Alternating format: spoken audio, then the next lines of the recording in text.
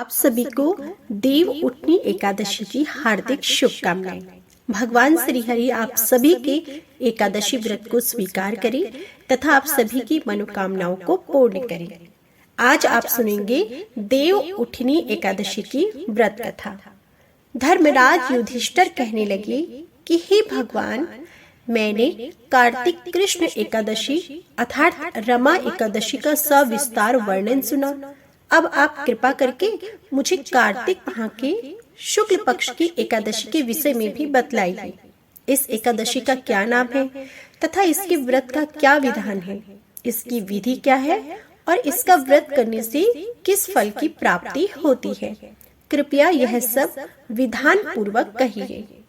भगवान श्री कृष्ण बोले, कार्तिक माह के शुक्ल पक्ष में तुलसी विवाह के दिन आने वाली इस एकादशी को विष्णु प्रबोधिनी एकादशी, देव प्रबोधिनी एकादशी या देव उत्थान एकादशी के नाम से जाना जाता है।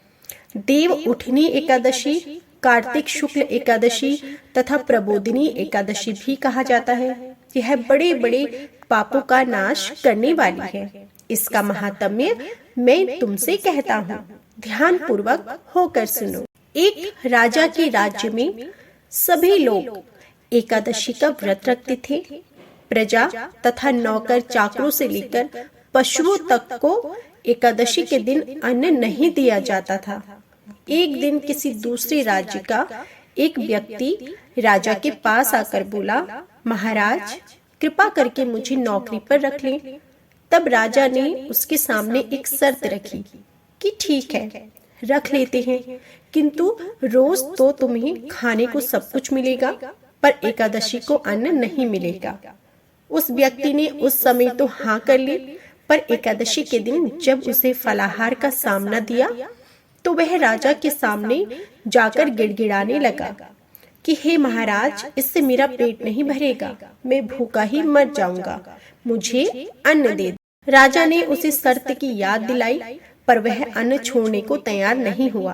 तब राजा ने उसे आटा, दाल, चावल आदि दिए। वह नित्य की तरह नदी पर पहुंचा और स्नान कर भोजन पकाने लगा। जब भोजन बन गया तो वह भगवान को बुलाने लगा कि आओ भगवान, भोजन तैयार है।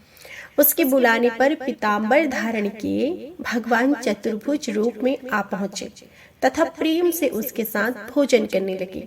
भोजन आदि करके भगवान अंतर्ध्यान हो गए तथा वह अपने काम पर चला गया। 15 दिन बाद अगली एकादशी को वह राजा से कहने लगा कि महाराज, मुझे दुगुना सामान चाहिए। उस दिन तो मैं भूखा ही रह गया। राजा ने कारण पूछा तो उसने बताया कि हमारे साथ भगवान भी खाते हैं, इसलिए हम दोनों के लिए ये सामान पूरा नहीं होता। यह सुनकर राजा को बड़ा आश्चर्य हुआ। वह बोला, मैं नहीं मान सकता कि भगवान तुम्हारे साथ खाते हैं। मैं तो इतना व्रत रखता हूँ, पूजा करता हूँ, पर मुझे तो भगवान ने कभी दर्शन नहीं दिए। राजा की बात सुनकर वह बोला, महाराज, यदि विश्वास न हो तो साथ चलकर देख ले। राजा एक पेड़ के पीछे छिपकर बैठ गया।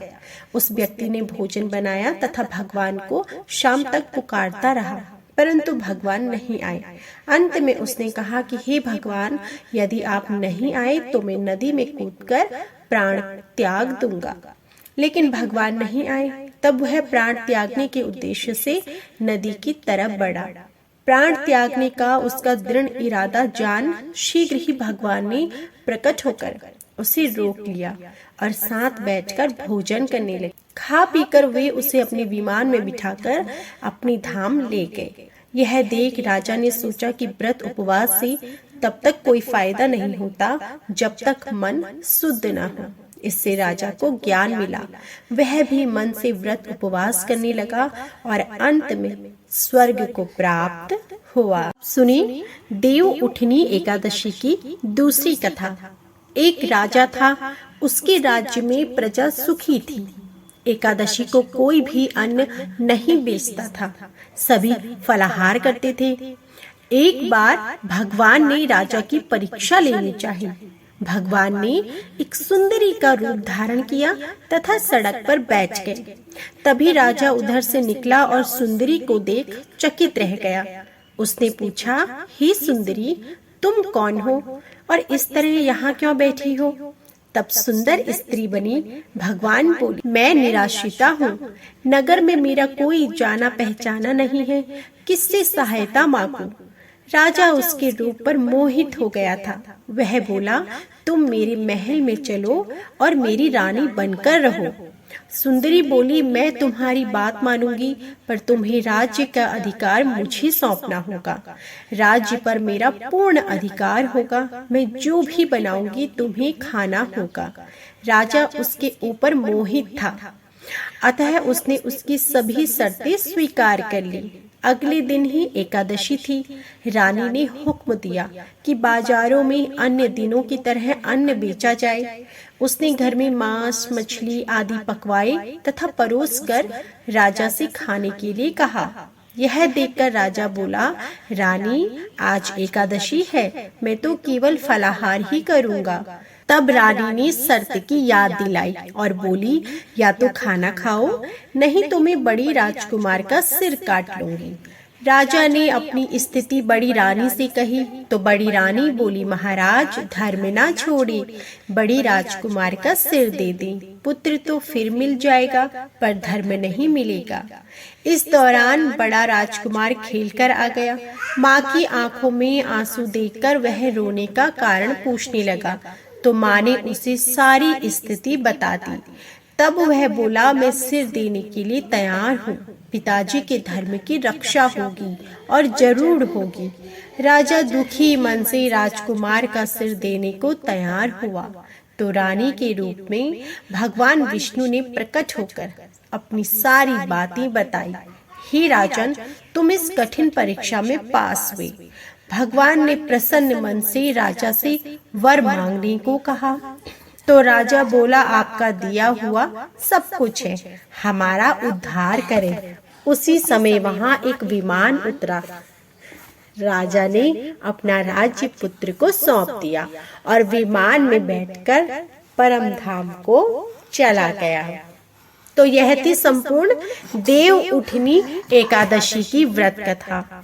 देव उठनी एकादशी के दिन व्रत करने वाली महिलाएं प्रातःकाल स्नान आदि से निवृत्त होकर आंगन में चौक बनाएं। उसके पश्चात भगवान विष्णु के चरणों को कलात्मक रूप से अंकित करें। फिर दिन की तेज धूप में भगवान विष्णु के चरणों को ढक दें। देव उठनी एकादशी को रात्रि के समय सुभाषित स्तोत्र पाठ, भगवत कथा और पुराण आदि का श्रवण और भजन का गायन करें। घंटा, संग, मृदंग, नगाड़े और वीणा बजाएं।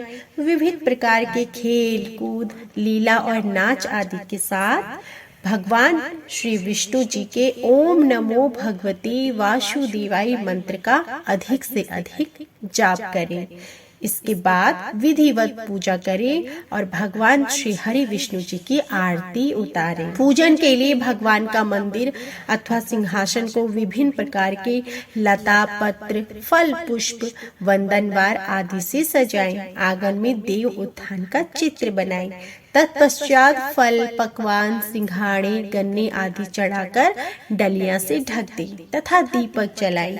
कपूर आदि से आरती करें। इसके बाद साथ ही प्रहलाद, नारद, पाराशर, पुंडरीक, व्यास, अम्बरीश, शुक, शौनक और भीष्म आदि भक्तों का स्मरण करके चरणामृत, पंचामृत व प्रसाद वितरण करें। तो यह थी संपूर्ण देव उठनी एकादशी व्रत की कथा और पूजा विधि। उम्मीद करती हूँ यह वीडियो आपको पसंद आया होगा। वीडियो पसंद आया हो तो प्लीज वीडियो को लाइक जरूर कीजिएगा।